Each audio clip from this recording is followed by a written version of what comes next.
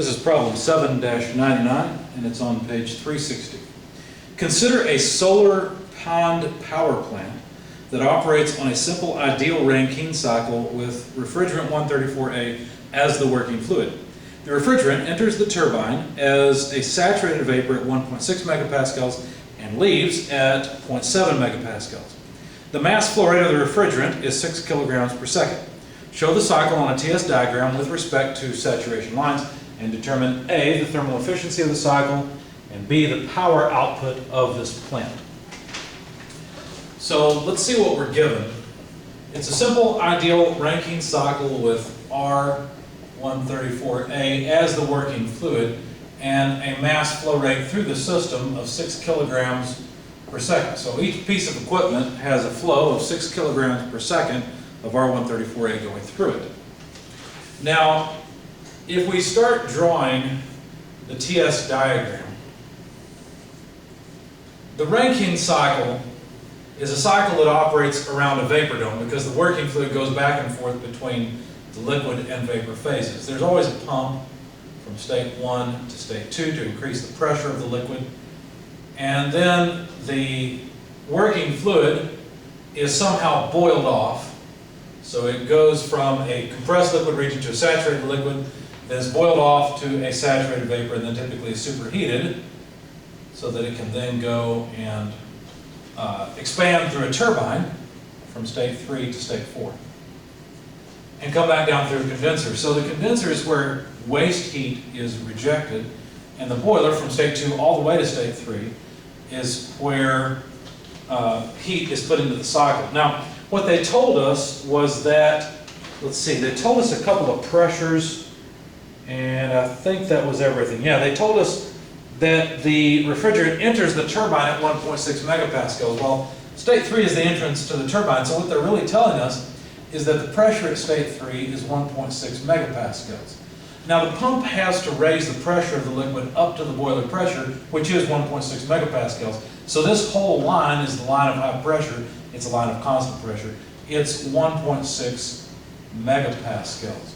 And then they said that it leaves the turbine at 0.7 megapascals. Well, that's state 4, and so this whole condenser is 0.7 megapascals. And one thing you have to get used to with the Rankine cycle is the fact that you've got a high pressure side and a low pressure side. So if they've told you the pressure on the high pressure side, they've told you the pressure at 2 states, 3 and 2. If they've told you the pressure on the low pressure side, which they have, they've told you the pressure at 2 states, state 4 and state 1. So we know all the pressures around the cycle. Now, the standard simple Rankine cycle starts off at state 1 with a quality of 0. So in other words, the quality at this state is 0, and the normal way we draw this is with state 3 superheated. But notice they've changed this cycle just a little bit, so it doesn't look like a normal Rankine cycle. They said it enters the turbine, the refrigerant enters the turbine as a saturated vapor.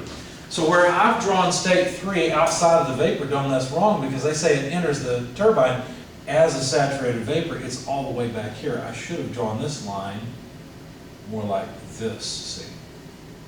So state 4 is still right there. This is still 0.7 megapascals, but the entrance to the turbine is a saturated vapor state. So in other words, what they've told us is that the quality in state 3 is 1.0. We get this from the fact that it's basically a simple Rankine cycle. We get this from the problem statement. And now our goal is really just to find the temperatures or the enthalpies or whatever. Probably enthalpies would be best since we can look them up. We're working in a table, not a steam table, but a refrigerant table.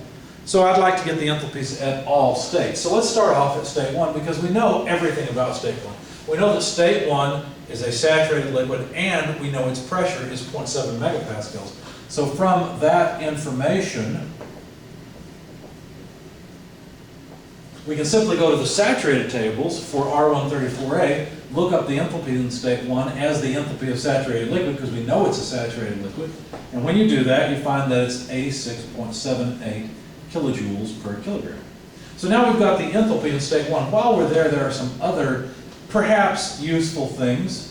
I would like to properly note the entropy in the states. So why can't I look up the entropy at state 1 and just write it down in kilojoules per kilogram per Kelvin? Right?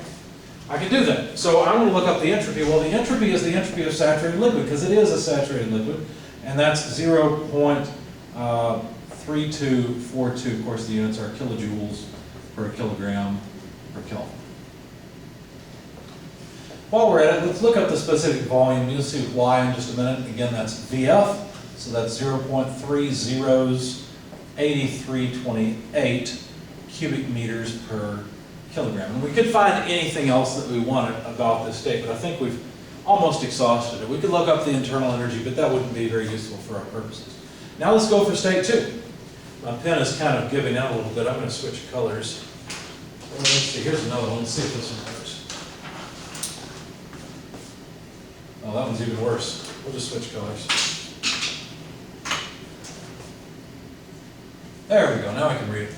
Now to get to state 2, what we're going to do is move from state 1 to state 2. What do we know about the process that moves us from state 1 to state 2? Well, it's isentropic. Of course, I forgot to write down the entropy. 0.3242, there we go.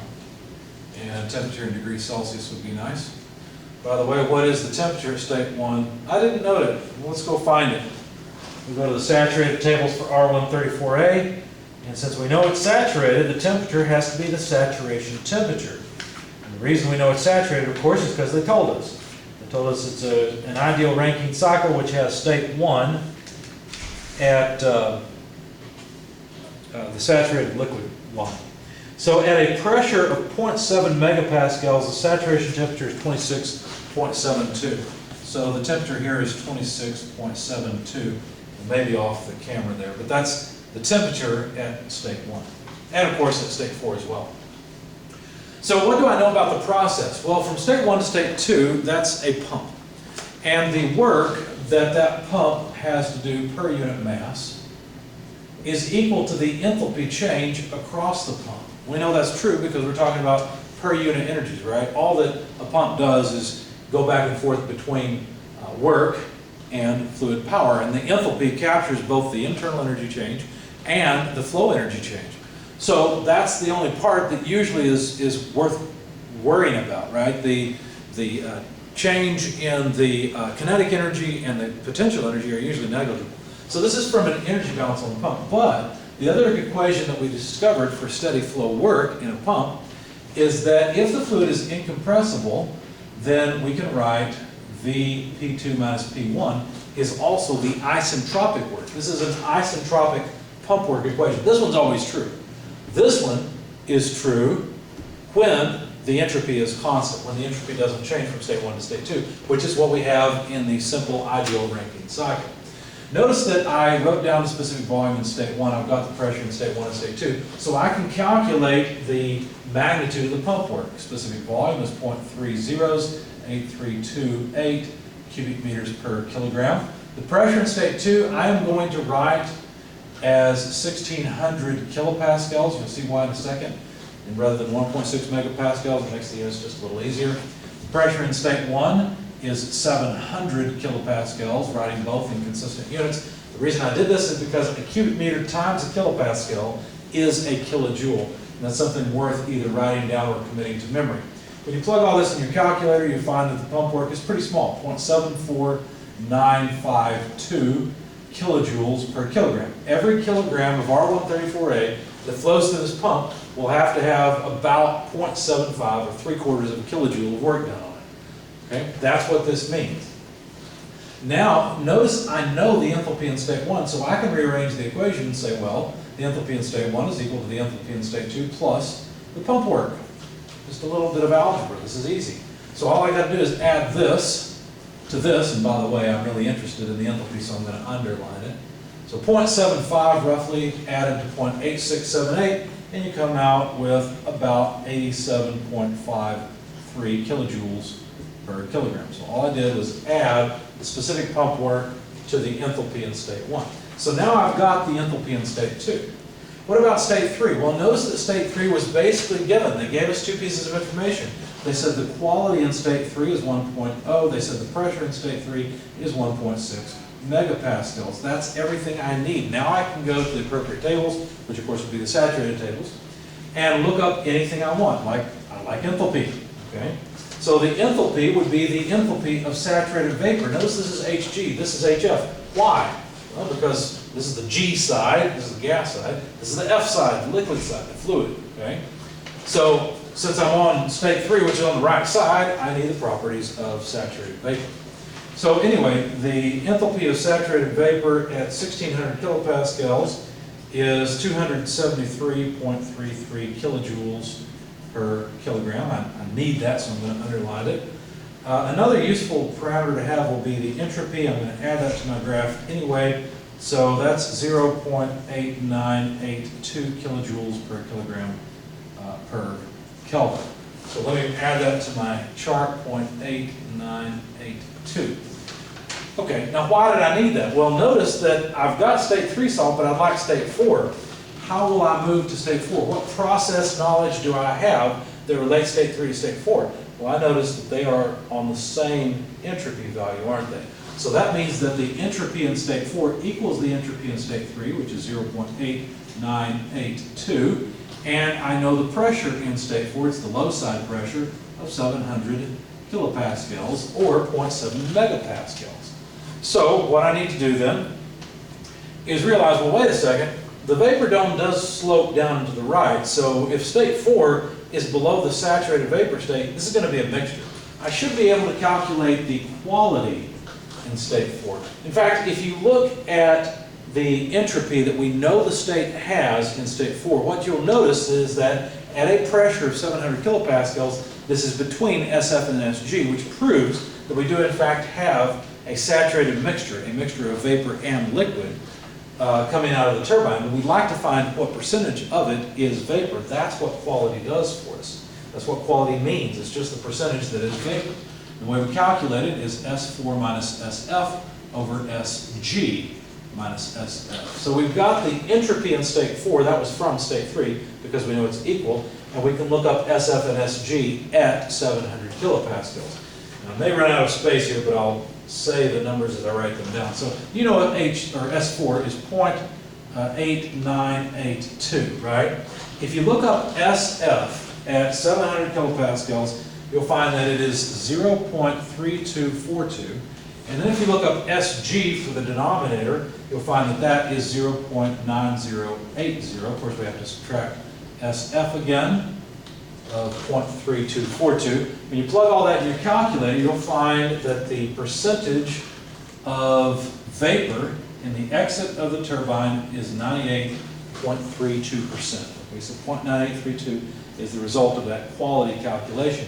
Now we can calculate the enthalpy in state 4 as HF plus X for HFG. I'm running out of board space, so I'll leave it as an exercise to you to make sure you go and know where I find these. All you're going to do is look up 700 kilopascals in the saturation tables for R134A, and then you can read off HF and HFG on that line. And plug in the quality that we've calculated for state 4, and that will give you the enthalpy in state 4. It should come out to 258.91 kilojoules per kilogram, unless I made a mistake along the way. Don't think I did. Okay, so 258.91. Notice what I've done here is I've gotten the enthalpies in all 4 states. Okay? I've got enthalpy H1, H2, H3, and H4. Now I can answer all of the questions that were posed. One of the things they wanted to find out was the thermal efficiency. I don't need this information anymore, so I'm going to erase it. Thermal efficiency can always be calculated a couple of different ways. It's 1 minus Q out over Q in. You could also write it as the net work produced divided by Qn, which is the work produced by the turbine, TURB, minus the work consumed by the pump divided by Qn. I'm going to go with this particular form because Q out is simply the enthalpy change from 4 to 1, right? So this is simply H4 minus H1. Qn, on the other hand, is H3 minus H2 by an energy balance around the boiler.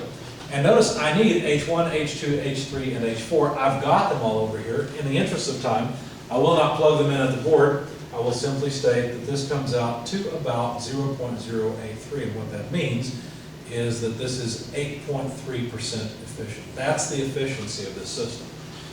Is it a surprise that it's so low? I mean, how would you like it if your car got an efficiency of 8%? Probably wouldn't. Your car probably gets 20 to 25% efficiency, maybe, depending on what you drive.